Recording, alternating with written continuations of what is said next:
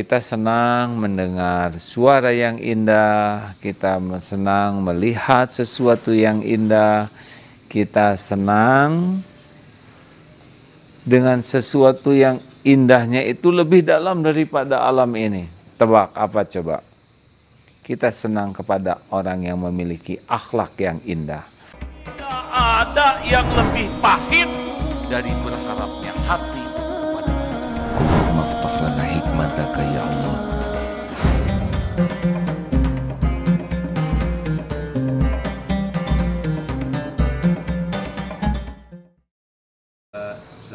Silakan. Bismillahirrahmanirrahim. Assalamualaikum warahmatullahi wabarakatuh.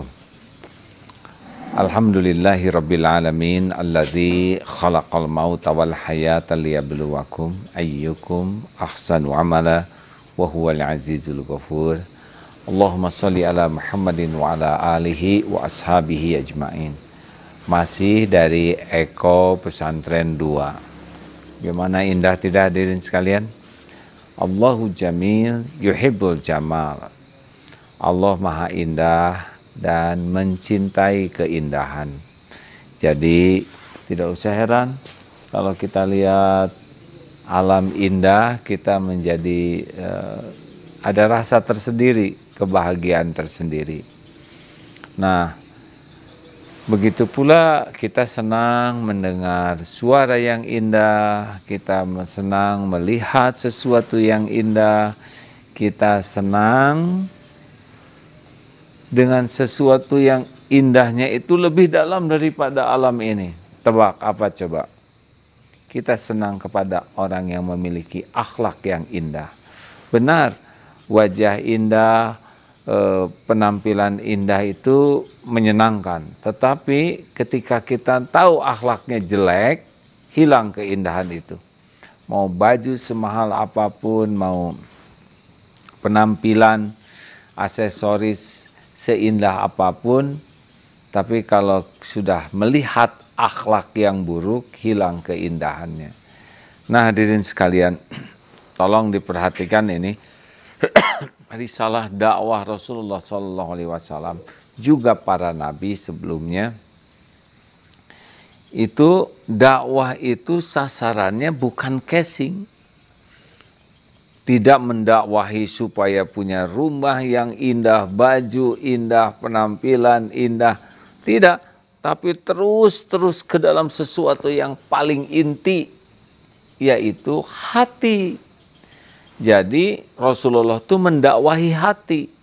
Dari hatilah, kalau semakin bersih, maka akan lahir pikiran yang bersih, jernih, perkataan yang baik, yang berkualitas, perilaku. Jadi dari hati dulu.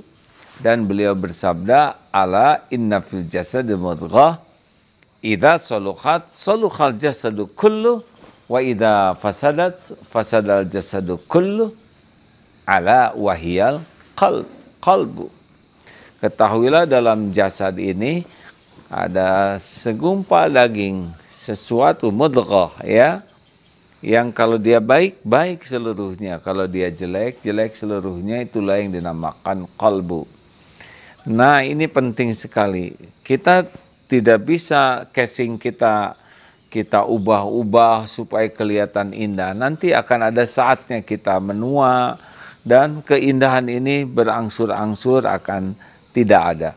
Tetapi kalau semakin tua, kita makin bersih hati, makin matang, ada keindahan tertentu yang tidak terekam oleh mata, tapi sangat terasa oleh orang-orang di sekitar kita. Itulah keindahan qalbun salim.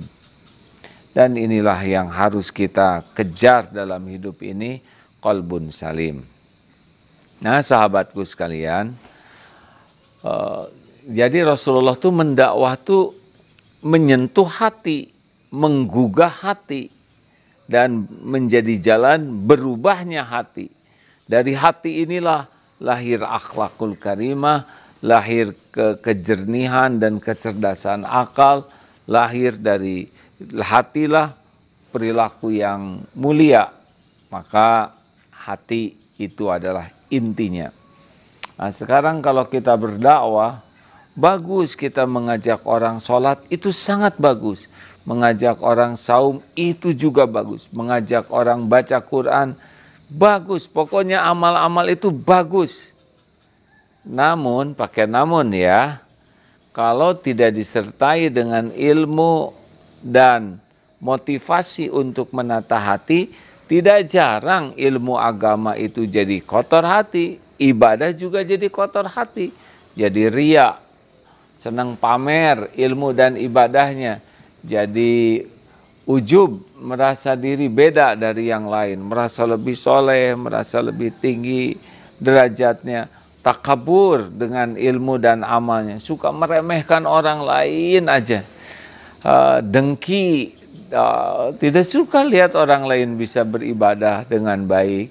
Tidak jarang itu dalam satu masjid, satu majelis taklim, wah itu ada ujubnya, ada riyanya, ada dengkinya, ada takaburnya, ada kemunafikannya. Padahal dalam lingkungan ilmu agama, dalam lingkungan ibadah juga. Kenapa? Karena boleh jadi tidak tersentuh hatinya. Nah, kalau hatinya baik, insya Allah nanti baik. Nah, salah satunya nih hadirin sekalian, seni bergaul dengan sesama manusia, ya. 2B, 2L. Ini penting ini, ya. Supaya hati kita bersih kalau bergaul dengan sesama.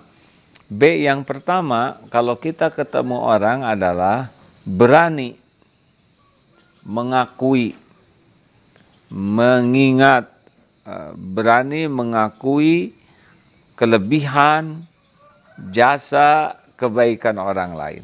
Jadi kalau kita ketemu seseorang, lihat kelebihannya, lihat jasanya, lihat kebaikan-kebaikannya. Ini yang pertama dilihat. Silakan rasakan. Beda ketika kita melihat kelebihan seseorang, Allah memberikan kelebihan orang ini. Apakah ilmunya, wawasannya.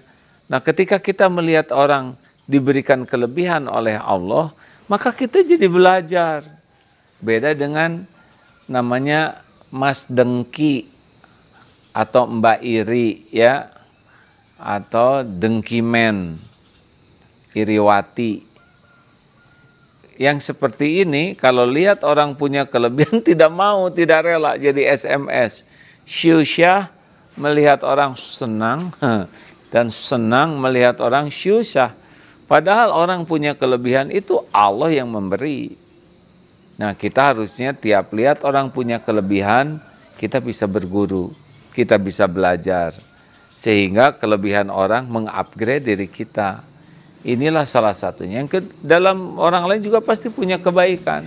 Tidak mungkin seluruhnya buruk.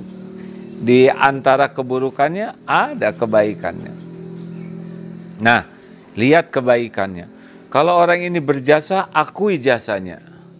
Akui perjuangannya, pengorbanannya.